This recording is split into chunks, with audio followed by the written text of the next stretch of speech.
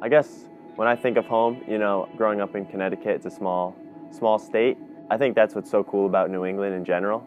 There are a few small states, with Connecticut, Massachusetts, Rhode Island, Vermont, New Hampshire. It's a lot of small states combined into one, and it's cool just because there are so many people in this area. So it makes racing really, really fun, even on the local side of things, just because so many people show up to race. And I think there are a lot of really underrated riders coming out of New England on the woods and moto side. So, anytime you go to a local race, there are going to be some heavy hitters that are going really fast. Yeah, New England, try to describe that in short. It's different. It's gnarly up here. Like, local racing is just brutal, grueling races, and they're just because of the terrain, it's usually just rocky and gnarly.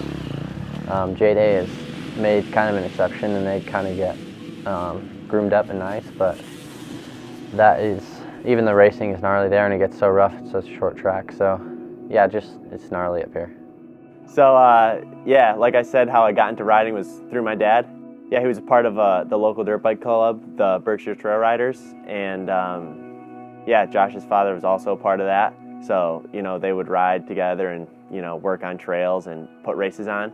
So my dad would bring me along, and his dad would bring him along, and we were just little kids on our little 50s, just riding around in the fields. And so that's how we first met, through our local dirt bike club. And growing up, we would see each other at the races and hang out. And we were always racing against each other. When we were younger, I guess, since I'm a year older, I was kind of always like a class ahead of him.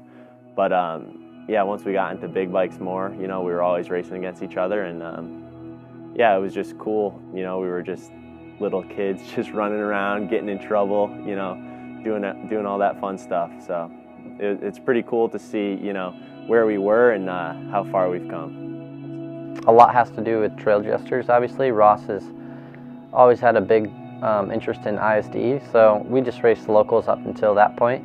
And then he asked us if we wanted to try to go to the ISD, and that was just a big deal for us. So we went and did that in Slovakia. It was my first year going, and right after that, I did pretty well, and I was one of the top Club Americans. So Ross figured we could do pretty good in like national scene when we got home, and shortly after, I picked up like the new KTM 250, like the new generation that's out still we're on, and got into that and got home and started riding really well, and just had a big boost of confidence after ISD in 2015. So in 2016, I was working as a plumbing apprentice because I went to a high school, and learned plumbing, heating, and cooling. So I was working as a plumbing apprentice with a great guy. So he was pretty flexible with my schedule, understood the racing, and I was trying to like pursue a dream that year. And that's, like I said, the first year I really attacked and trained and everything, and took it seriously, racing like that. So midway through 2016 season, which was snowshoe summer break, I got an offer to ride for another team.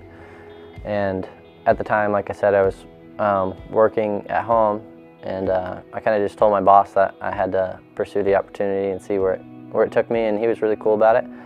So I was able to go down south the week before Unadilla, so right after summer break. So I worked as much as I could at summer break to raise some money to finish out the season, and then I came back to Unadilla right after summer break and won XC2, so my first win. I never had a podium or nothing, I just won. So I was able to make a decent amount of money, and after that I just never went back to work. I had enough money to go to the next race, obviously, and had a little bit of spending money, so I didn't have to work the next few weeks, and then went back down south to ride again, and then got another podium, made a little money, and then the last, I think, 4 rounds I got on the podium almost every time, I think. So after that, I signed a contract, and yeah, I never went back to work after that. And ever since, I've just been living the dream, racing dirt bikes, and yeah. Yeah, so I guess growing up, I really, didn't think that I would be, a professional racer and doing this as a career. I guess in the back of my mind, I always, just because I like riding dirt bikes, I always, it would be super cool to be able to do that as a profession. But I guess just growing up, I just always heard that, it's just not possible, it's not going to happen, just because of the percentage of off-road, professionals who make it a career is really small. And so yeah, I guess since I constantly heard that, I didn't think about it much. I just, went to high school like an average kid, worked jobs, and yeah, would just race on the weekends pretty much just because it was fun. It's what I like to do. And yeah, had plans to go to college and everything and have a year of that out of the way. But yeah, I guess really the first time I thought that, man, I'm actually pretty good at this was probably when I went to the ISD the first time in Argentina. I did pretty well over there, rode on a club team, of course, but was able to get a gold medal and do pretty well. And, then I think I surprised a lot of people probably in the industry just because they had no idea who I was coming from New England, It's pretty crazy, I guess. No one from our area really on the off-road side has ever, gotten this far as, Josh or me. Yeah, I guess just this past year in 2018 has been like a huge step forward, now to, racing against a lot of the best in the United States and, battling for wins in the XC2 class, even getting up on the podium in the XC1 class for GNCC, it's pretty amazing.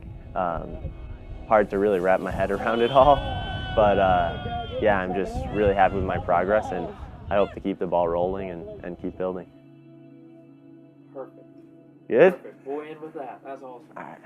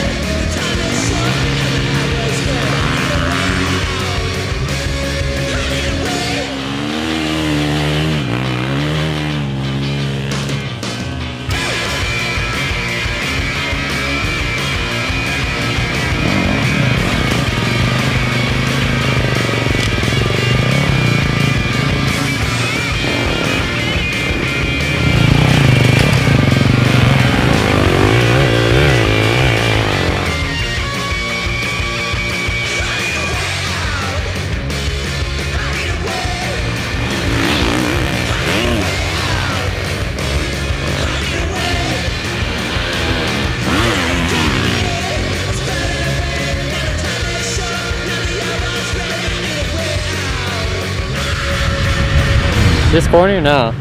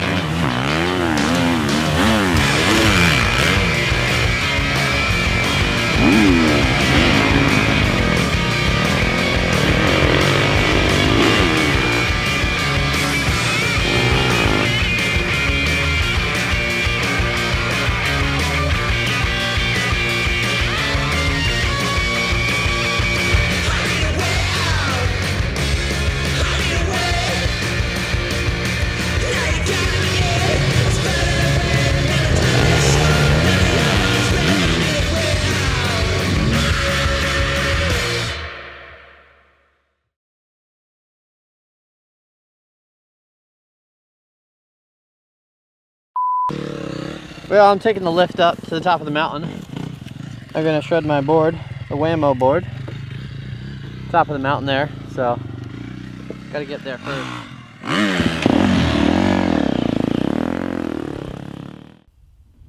Buckles are a little busted.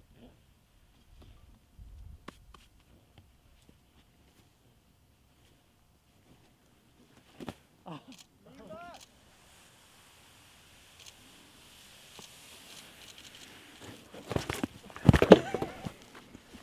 Made it. Perfect. Behind the scenes. You got That's a gold run. Come on out already. That's the life of the sand pit, though. What do you think, Josh? Oh, building a booter. They get tore up after a couple runs, but.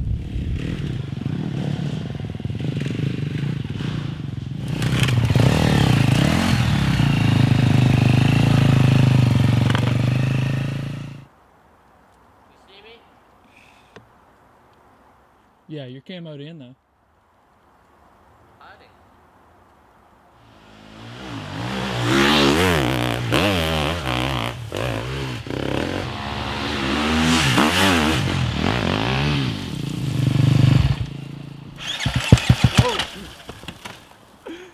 He's in the same situation as me, look, it fucking sucks.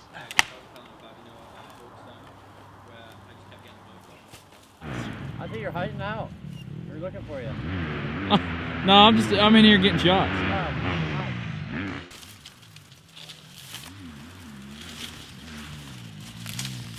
Yeah, you just walk through, traveling on.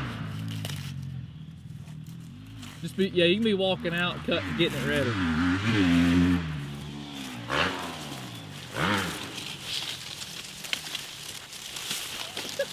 Oh yeah. Mohawk J Day. Freezing right now. Snow's coming down a little bit. I'm frozen. The fast brother came out of retirement. I don't know about that. We'll see after the first moto if he I'm is already actually out of retirement. I'm getting arm pump holding these goggle bags. We'll see.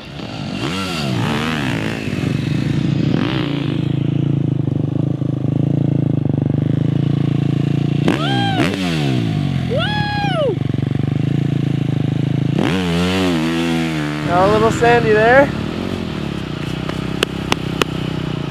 Get a buff out though.